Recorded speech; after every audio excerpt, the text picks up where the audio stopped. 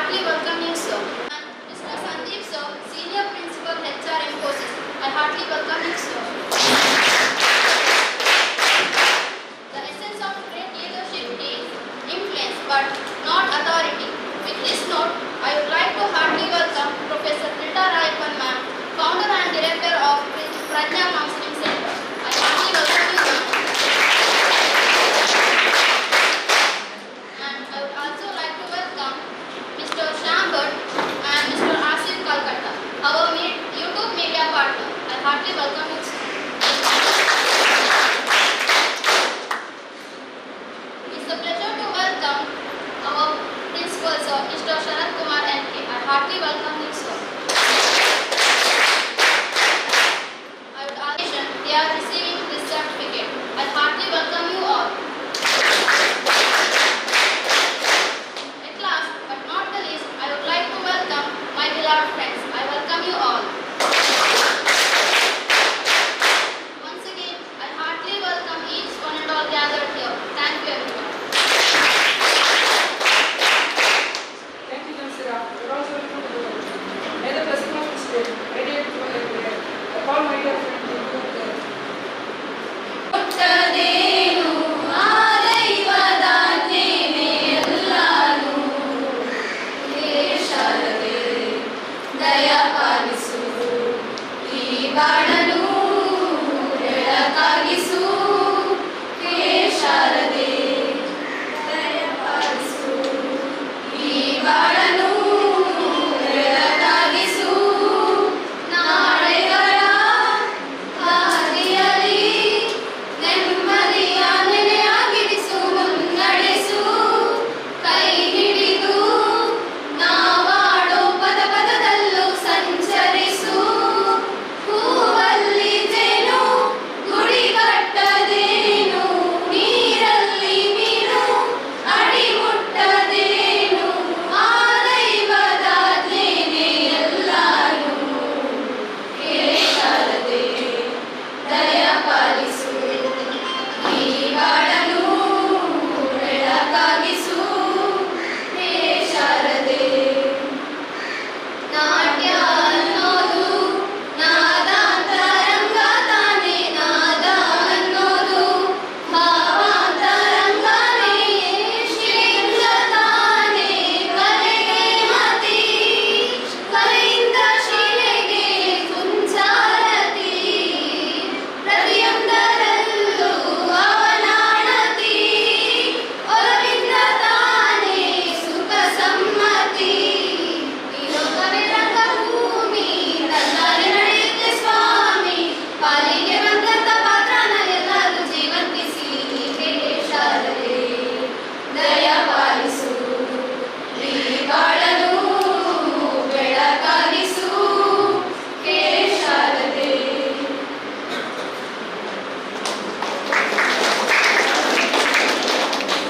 Thank you. I request our principal to introduce our technologies.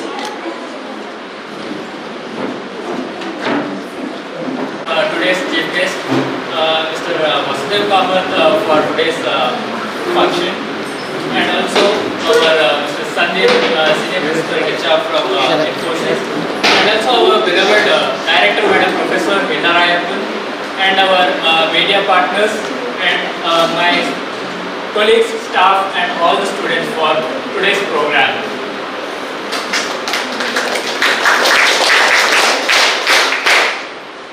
Regarding Prajna Counseling Center is located in Kankanadi, which was established in the year 1987. It is a NGO, non-government organization, which is run by a woman called Professor Hilda Rayappan. She is the director and she is the retired dean from Roshni Lab. Our Prajna Vocational Skill Training Center is a part of Prajna Counseling Center. This is mainly for the development, for the skill development of youth and young adults to underprivileged family, which is located here in Mudipu.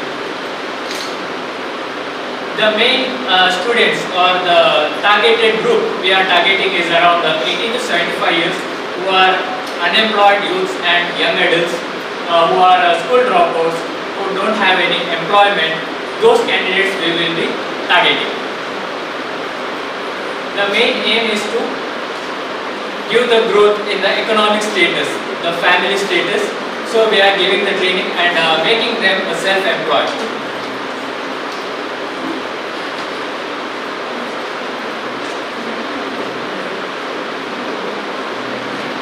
The placement status. Now we are having 5 courses, saving and fashion designing, in which 97 students are already passed out. 23 students are ongoing. In computer and tally, 21 students are passed out and 46 students are ongoing. In driving, 9 students passed out. In solar technician, 11 students passed out and 22 students are ongoing training. In plumbing, 15 students are ongoing training. Until date, we have total reached 244 students, out of which 48 students are employed in different organizations and 42 students are self-employed. These are few activities which are done in Prajna VTC. In the figure we can see the instructor is teaching how to do the embroidery work, tailoring work. Then passed out students, it's a group of passed out students, and tailoring instructor is teaching, and our computer instructor is also teaching, guiding the students. There is a few photographs of solar technician. The solar technician, the experts from Silco Solar Lights are coming here and they are providing the training. This was our first certification program which was held last year. Our CS had came here for issuing a certification for the trainees. And these are few activities, life skill activities. We have in the last year we have conducted around 10 life skill activities in different government schools here locally in Bangalore.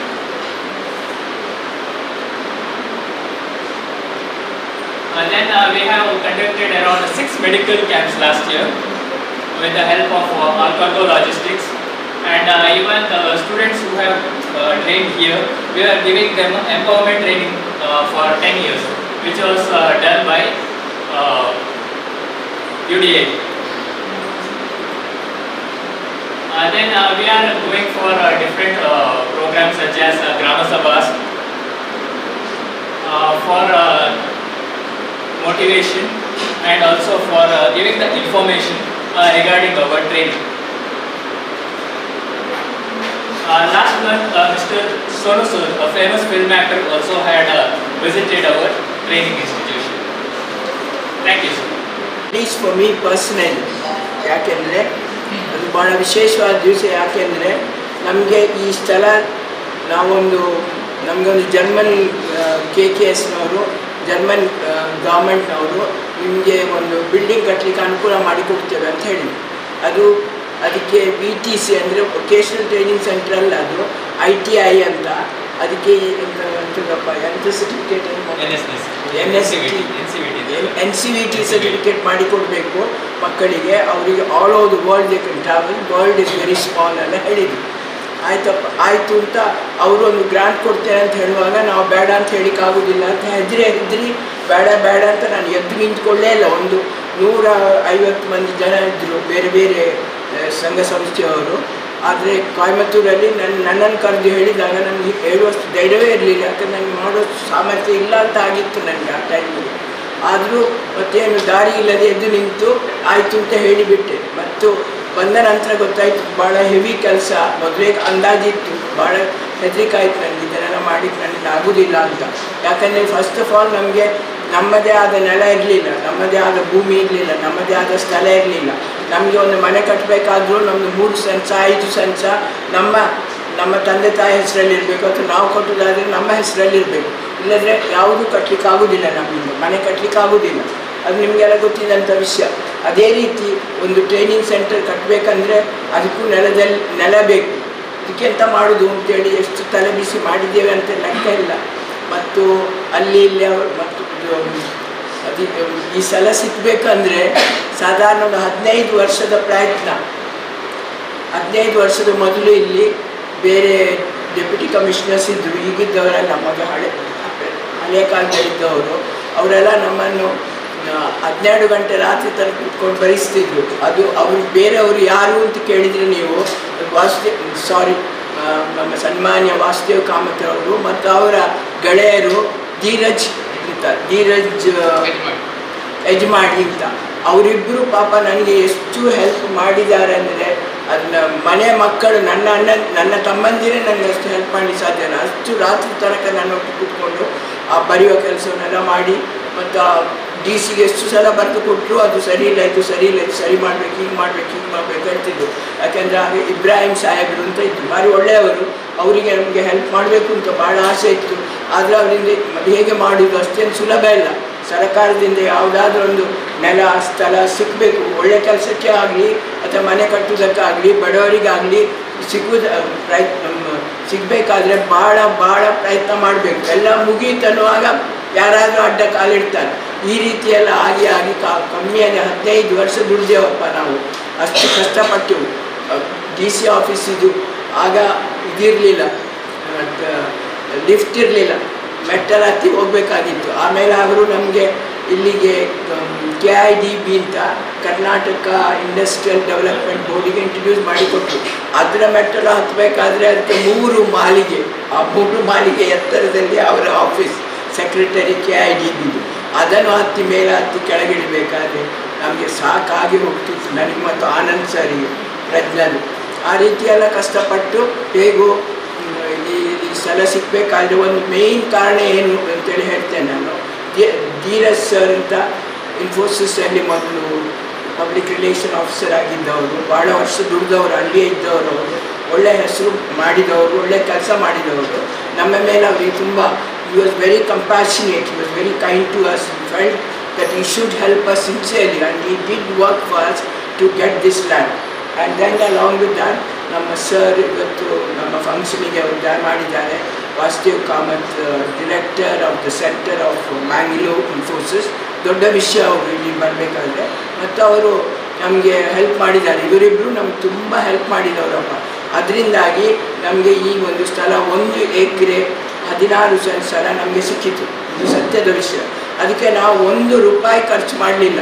ಖರ್ಚು ಮಾಡಿದ್ದು ಏನಂದರೆ ನಡ್ಕೊಂಡು ಹೋದದ್ದು, ಸಾಕಾದದ್ದು ನಮ್ಮ ಜೀವಕ್ಕೆ, ಮತ್ತೆ ಮಾತಾಡಿದ್ದು ಅಷ್ಟೇ ಹೊರತು ನಾವು ಏನೂ ಖರ್ಚು ಮಾಡಲಿಲ್ಲ. ಅದಕ್ಕೆಲ್ಲವೂ ದೇವರ ಸಹಾಯದಿಂದ ಮತ್ತು ಅಂಥ ಒಳ್ಳೆಯ ಮನಸ್ಸಿನ ಜನರಿಂದಾಗಿ ನಮಗೆ ಈ ಸ್ಥಳ ಸಿಕ್ಕಿತು. ಕಷ್ಟ ಆಯಿತು, ಅದ್ರ ಕೊನೆಗೆ ನಾವು ಜಯಿಸಿದೆವು. ಅದರ ಮೇಲೆ ಆ ರೆಕಾರ್ಡೆಲ್ಲ ಕೈಗೆ ಮುಟ್ಟಿದ ನಂತರ ಮತ್ತು ಕೊನೆಗೆ ಬಂಟ್ವಾಳ ತಾಲೂಕಿನ ಯಾವುದೋ ಒಂದು ಆಫೀಸಿಗೆ ಅಲ್ಲಿ ಹೋಗಿ ಏನೋ ಹಣ ಕಟ್ಟಲಿಕ್ಕಿತ್ತು ಸ್ವಲ್ಪ. ಆ ಹಣವನ್ನೆಲ್ಲ ಕಟ್ಟಿ ನನಗೆ ರೆಕಾರ್ಡ್ ಸಿಕ್ಕಿದಾಗ ಆದಂಥ ಸಂತೋಷ ಉಂಟಲ್ಲ, 15 ವರ್ಷ ಪಟ್ಟಂಥ ಕಷ್ಟಕ್ಕೆ ಪ್ರತಿಫಲ ಸಿಕ್ಕಿತ್ತು. ಇಷ್ಟು ಎಲ್ಲರೂ ಹೆಲ್ಪ್ ಮಾಡಿದರು ನಮಗೆಲ್ಲರಿಗೂ ಅಂತೇಳಿ ಆಯಿತು. ಅದರೊಟ್ಟಿಗೆ ಇದಕ್ಕಿಂತ ಹೆಚ್ಚು ಇಂಟ್ರೆಸ್ಟ್ ಇದ್ದದ್ದು ನನಗೆ ಹೆಣ್ಣು ಮಕ್ಕಳಿಗೆ, ಹೆಂಗಸರಿಗೆ, ಅತಿ ಕಷ್ಟದಲ್ಲಿರುವಂಥವರು, ಭಾಳ ಕಷ್ಟದಲ್ಲಿ ಮಂಗಳೂರಲ್ಲಿ ಜಪ್ಪಿನಮಗಳೂರಲ್ಲಿ ನಮ್ಮ ಒಂದು ಸ್ವಾಧಾರ ಗೃಹ ಅಂತ ಇದೆ. ಅಲ್ಲಿಯ ಮಕ್ಕಳು, ಅಲ್ಲಿಯ ಹೆಂಗಸರು ಕಷ್ಟದಲ್ಲಿರುವವರು, ಅವರು ಸಹ 25 ವರ್ಷದಿಂದ ನಾವು ಒಂದು 5-6 ಮನೆಗಳನ್ನು ಹುಡುಕಿ ಹೋಗಿ ಅಲ್ಲಿಂದ ಎಬ್ಬಿಸಿ ಮತ್ತೊಂದು ಕಡೆಗೆ ಹೋಗಿ ಹಾಗೆಲ್ಲ ಆಗಿ ಕೊನೆಗೆ ಒಂದು ಕಡೆಯಲ್ಲಿ ಕೂತ್ಕೊಂಡಿದ್ದೇವೆ. ಎಲ್ಲ ಒಟ್ಟಿಗೆ ಒಂದು 25-30 ವರ್ಷ ಆಗ್ಬೋದು ಆ ಸಂಸ್ಥೆ ನಡೆಸಿ ಸ್ವಾಧಾರ ಗೃಹ. ಕೊನೆಗೆ ನಮಗೆ ಒಂದು ದೊಡ್ಡ ಅರಮನೆ ಆದಂಥ ಒಂದು ಮನೆಯನ್ನು ನಮಗೆ MRPಯನ್ನು ಅವರು ಕಟ್ಟಿಕೊಟ್ಟರು. ಅದೆಲ್ಲ ದೊಡ್ಡ ವಿಷಯಗಳು. ಇದೆಲ್ಲ ಸಾಧಾರಣ ನಮ್ಮಂಥವರು ಮಾಡುವಂಥ ಕೆಲಸಗಳೇ ಅಲ್ಲ ಅಂಥೇಳಿ ಮತ್ತೆ ಗೊತ್ತಾಗ್ತದೆ, ಲಾಸ್ಟಿಗೆ ಗೊತ್ತಾಗ್ತದೆ. Why you became so ambitious ಅಂತ ನನ್ನನ್ನೇ ನಾನು ಕೇಳೋದುಂಟು. What was the necessity of you becoming so ambitious ಅಂತ. ಅಂದರೆ ಅಷ್ಟು ಅಂಬಿಷಿಯಸ್ ಆಗಿ ಇದ್ದವರಿಗೆ ಮಾತ್ರ ಇದನ್ನೆಲ್ಲ ಮಾಡಲಿಕ್ಕಾದೀತು ಹೊರತು ಇದರಿಂದ ಸಾಧ್ಯ ಆಗುವಂಥ ಕೆಲಸಗಳೇ ಅಲ್ಲ. ಅದು ಮಾಡಿದಲ್ಲಿ ದೇವರು ನಮಗೆ ಸಹಾಯ ಮಾಡಿದ್ದು.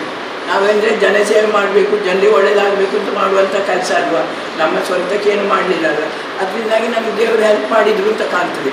ಅದರೊಟ್ಟಿಗೆ ವಾಸುದೇವ್ ಕಾಮತ್ ಅಂತವರು ಮತ್ತು ಧೀರಜ್ ಅಂತವರು ಮತ್ತು ಸಂದೀಪ್ ಎಂಥದೇ ಆಗಲಿ ಪ್ರಜ್ಞದಲ್ಲಿ ಏನೇ ಒಳ್ಳೆ ಕೆಲಸ ಆದರೆ ಸಹ ಏನಾದ್ರು ನಾನು ಕೇಳಿದರೆ ಅದು ಇಲ್ಲ ಅಂತ ಹೇಳಿದ ಹುಡುಗ ಅಲ್ವೇ ಅಲ್ಲ. ನಮ್ಮದೇ ಓಲ್ಡ್ ಸ್ಟೂಡೆಂಟ್ ಸಂದೀಪ್ ಸರ್ ಕೊಡಿದ್ದಾರಲ್ಲ, ಭಾರಿ ಕ್ವಾಯಿಟ್ ಆಗಿ ಅವರು.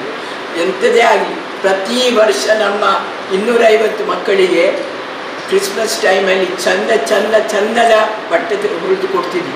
ನಿಜವಾಗಿ ನಾವು ಹರಕು ಬಟ್ಟೆಯಲ್ಲೇ ನಮ್ಮ ಮಕ್ಕಳನ್ನು ಬೆಳೆಸಿ ಗೊತ್ತು ನಮಗೆ.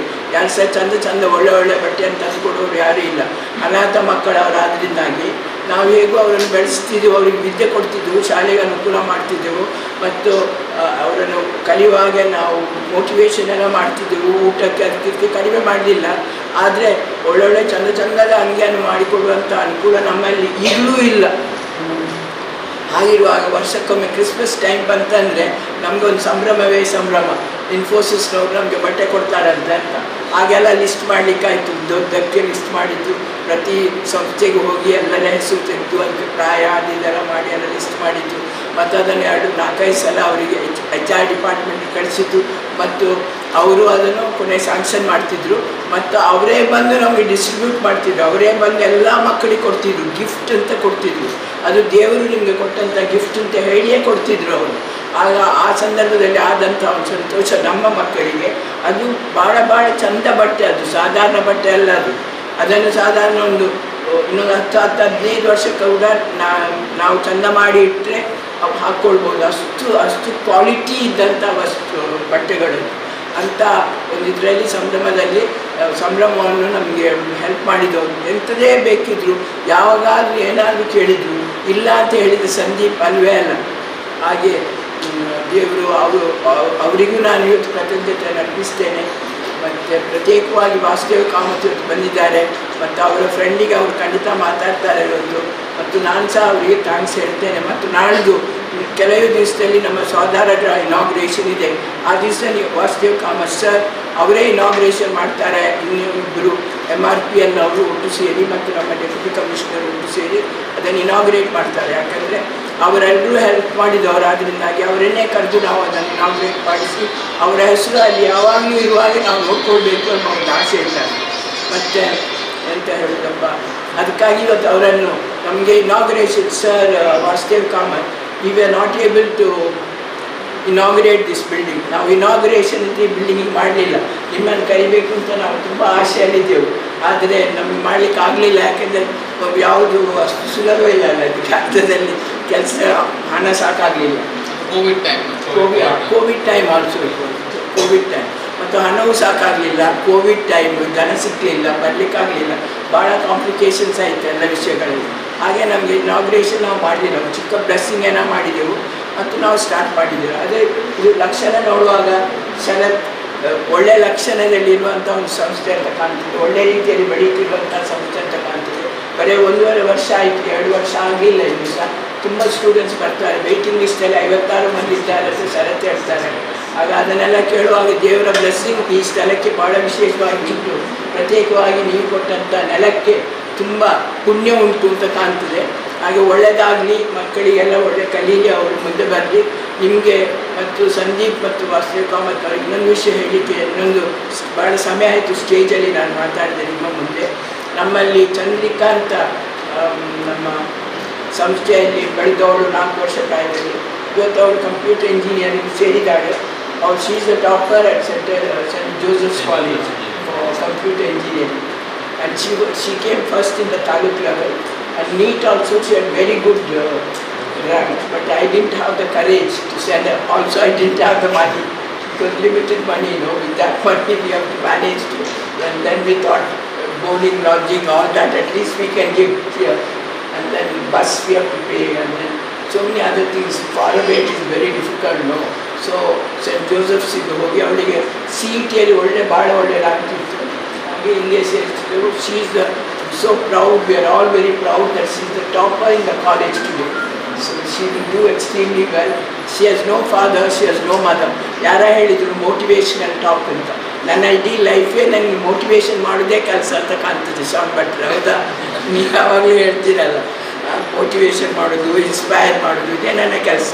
ಆದರೆ ಆ ಮಗು ನಮ್ಮಲ್ಲಿ 4 ವರ್ಷದಿಂದ ಬೆಳೆದು ಬಂದಂಥ ಮಗು ಇವತ್ತು ಇಷ್ಟು ಎತ್ತರಕ್ಕೆ ಬೆಳೆದಿದ್ದಾಳೆ. ಇನ್ನು ಉಳಿದ ಮಕ್ಕಳು ಅಲ್ಲಿ ಇದಕ್ಕೆ ಮೂಡಬಿದ್ರೆಗೆ ನೀವು ಬರಲಿಲ್ಲ, ನೀವು ಬರಬೇಕು ದಯಮಾಡಿ. ಅದು ಮೊದಲು 15 ಸ್ಟೇಷನ್ ಇಲ್ಲಿತ್ತಲ್ಲಪ್ಪ, ನೀವು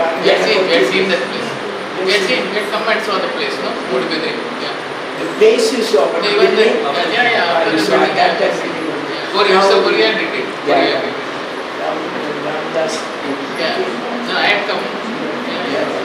Me and Neeraj both had visited. And then ಅದರ ಹತ್ತಿರ ಇನ್ನೊಂದು ಬಿಲ್ಡಿಂಗ್ ಮಾಡಿದ್ದೇವೆ. ಅಲ್ಲಿ ನಾವೀಗ ಏನು ಮಾಡ್ತಾ ಇದ್ದೇವೆ, 18 ವರ್ಷ ಆದ ನಂತರ ಹೆಣ್ಣು ಮಕ್ಕಳನ್ನ ಇಟ್ಕೊಳಿಕ್ಕೆ ಆಗುವುದಿಲ್ಲ. ಅದಕ್ಕಾಗಿ ಇಲ್ಲಿ ಅದು ಈ ಹೆಂಗಸರೊಟ್ಟಿಗೆಲ್ಲ ಹಾಕಿದ್ರೆ ಕಷ್ಟ ಆಗ್ತದೆ, ನಮಗೂ ಹೆದರಿಕೆ ಆಗ್ತದೆ ಎಲ್ಲೆಲ್ಲಿ ಕಳಿಸ್ಲಿಕ್ಕೆ. ಅದಕ್ಕಾಗಿ ಅಲ್ಲಿಯೇ ಒಂದು ಚಿಕ್ಕ ಮನೆ ಕಟ್ಟಿದೆ, ಭಾಳ ಚೆಂದ ಆಗಿದೆ ಅದು ಕೂಡ ದೇವರದಿಂದ. So from there is Karnataka ಎನ್ನುವಲ್ಲಿ ಕಾಲೇಜ್ ಪ್ರಾರಂಭ ಮಾಡಿದ್ದಾರೆ.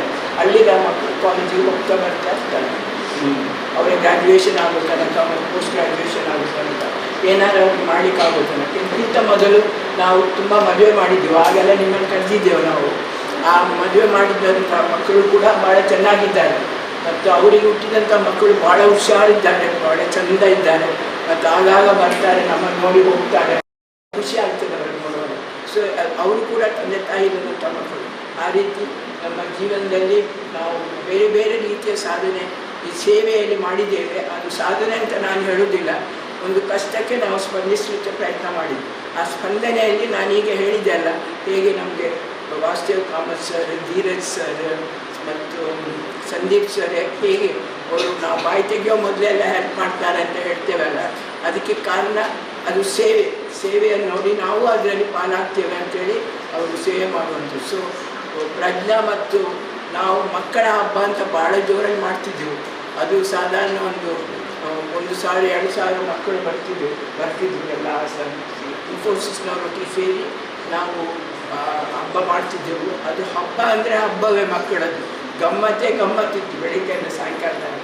ಆಗ ಇನ್ಫೋಸಿಸ್ನ ಎಲ್ಲ ಸ್ಟಾಫ್ ಮೆಂಬರ್ಸ್ ಬರ್ತಿದ್ರು and they would work along with us and they would be so happy to work with the children and encourage them and do well. ಮತ್ತು ಅದರ ಖರ್ಚಿಗೂ ಕೂಡ ಅವರು ತುಂಬ ಹೆಲ್ಪ್ ಮಾಡಿದ್ದಾರೆ. ಸೊ ಅದೆಲ್ಲ ಮಾಡಿದ ನೆನಪನ್ನು ನೆನಪಿಸ್ತಾ ಇನ್ನೆಷ್ಟೋ ವಿಷಯಗಳಿರ್ಬೋದು ಇವತ್ತು ನನಗೆ ಅವ್ರು ಮಾಡಿದಂಥ ಹೆಲ್ಪಿನ ವಿಷಯದಲ್ಲಿ ಮಾತಾಡಿಕ್ಕೆ ಹೋದರೆ ಹಾಗೆ ಅದು ಮರ್ತೋಗಿರ್ಬೋದು, ನನ್ನನ್ನು ಶ್ರಮಿಸಬೇಕು. ಅಂತೂ ಅವರು ಇವತ್ತು ಬಂದಿದ್ದಾರೆ ಅನ್ನೋದು ನನಗೆ ಭಾಳ ಸಂತೋಷ ಕೊಡುವಂಥ ಒಂದು ವಿಷಯ. ಅದಕ್ಕಾಗಿ ನಾನು ಭಾಳ ಆಭಾರಿಯಾಗಿದ್ದೇನೆ ನಿಮಗಿಬ್ಬರಿಗೆ ಸಹ. ನಿಮ್ಗೆ ಒಳ್ಳೆಯದು ಮಾಡಲಿ. May God bless your families and may God bless you all in your career and your personal life and everything. ಮತ್ತು ಮಕ್ಕಳೇ, ನೀವು ಇಷ್ಟು ಚೆನ್ನಾಗಿ ಬೆಳೆದಿದ್ದೀರಿ ಅನ್ನುವಾಗ ನನಗೆ ಕಾಣ್ತದೆ ಈ ಸಂಸ್ಥೆ ಭಾಳ ಅದೇ ಲಕ್ಷಣದು ಅಂತ ಹೇಳಿದ ಒಂದು.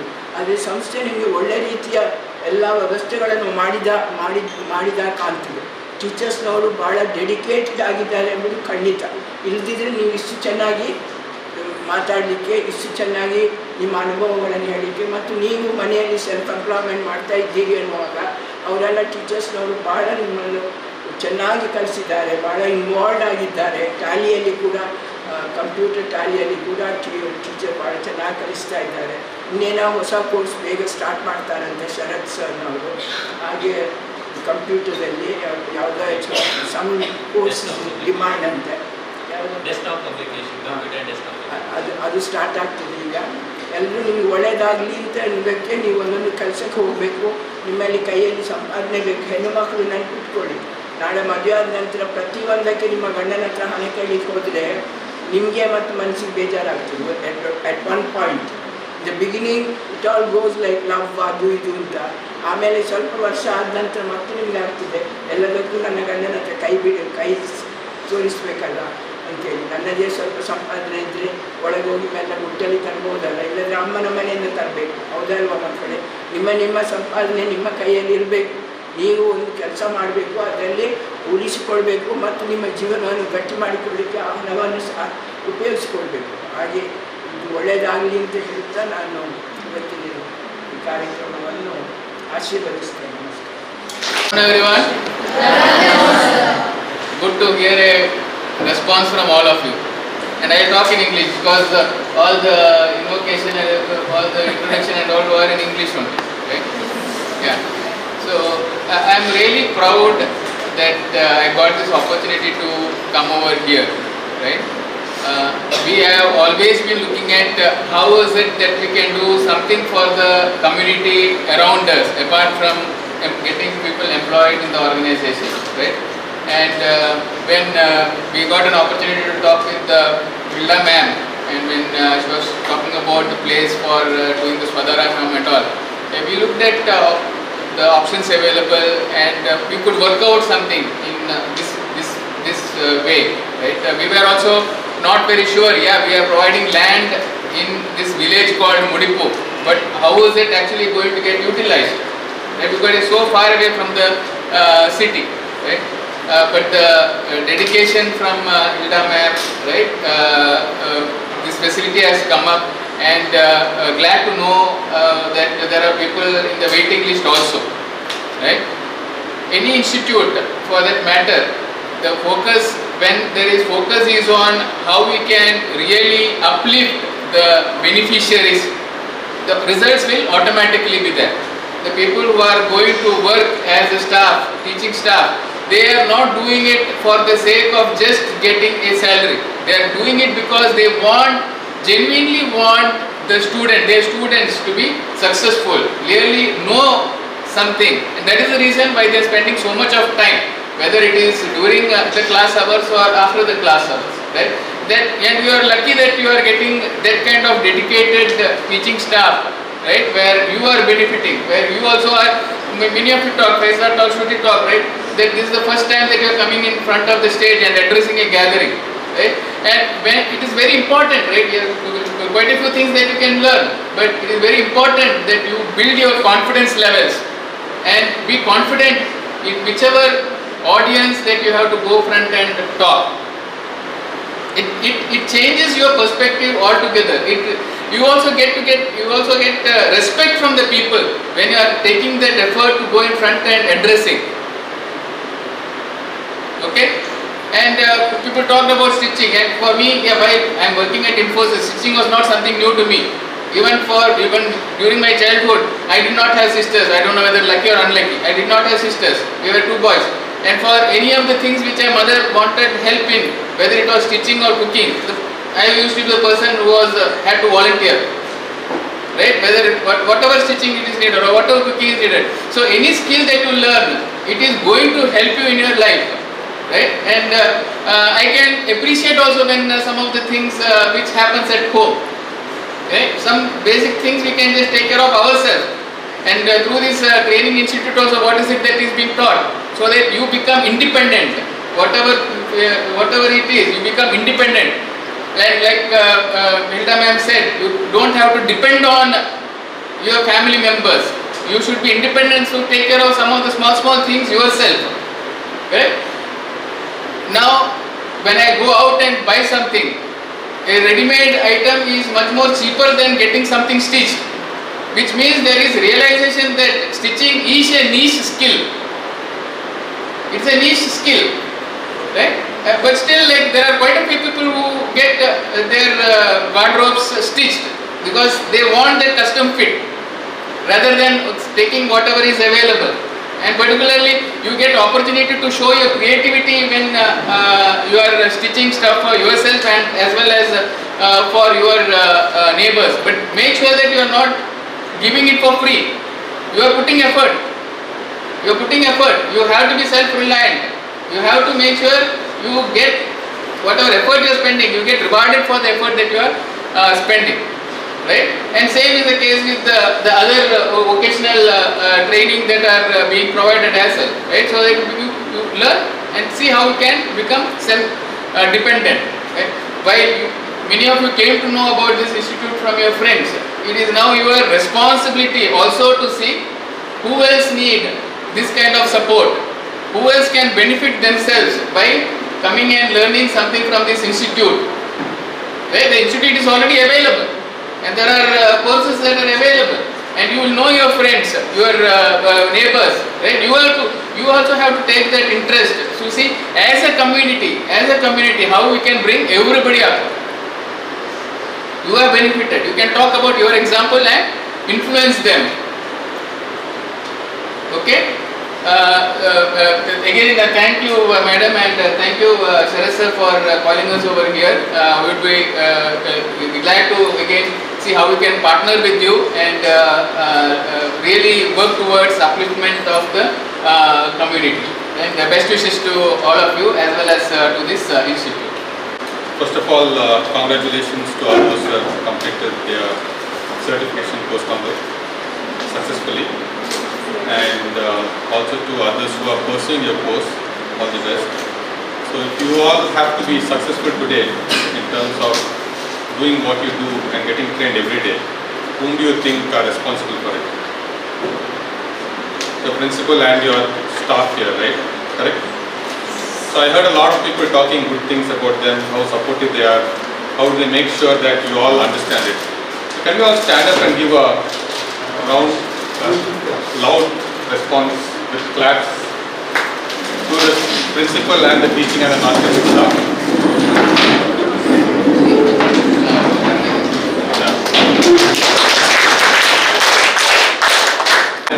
So I think it's important that you share your gratitude with them, because at the end of the day they are responsible to enable you to stand on your feet.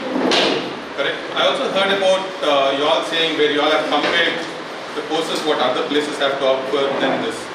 You also spoke about them having 1 hour versus 3 hours here, the fees being less. Plus most importantly is they also give you additional training in terms of life saving and also about spoken English, correct?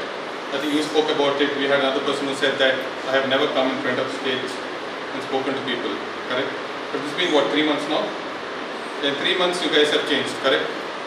So many a times we also think that I may be good at so and so things and we're very comfortable doing it, correct?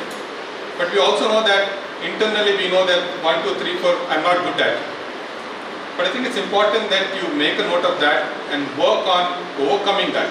Stage fear is something that is very basic for anybody for that matter. Like 2 of you all gave live examples here in 3 months time how you have changed. I think she spoke a lot actually from just saying her name and then talking very good. Second, it's also good to see a lot of you are speaking very comfortably in English. I was just reading the notice board there, it was written in English, so I actually asked her saying that, did everybody understand English? How do you make sure that people know what they've learned in the class? So that you ask people to come front and explain what they've learned. The next day we also go back and recap the whole thing what they've done. So I think it's a very good thing, and these are something which are actually will enable you to stand on your feet. Correct? You're saying that the first time they get their clothes, you all stitch clothes for your own self. I actually thought it was good for me to learn how to stitch my shirt. It's actually a different feeling, right? You do something for yourself which you can use, correct? So wishing you all the very best.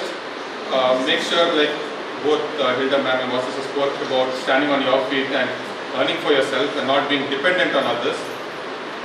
So all the best and do well in your life. Thank you once again.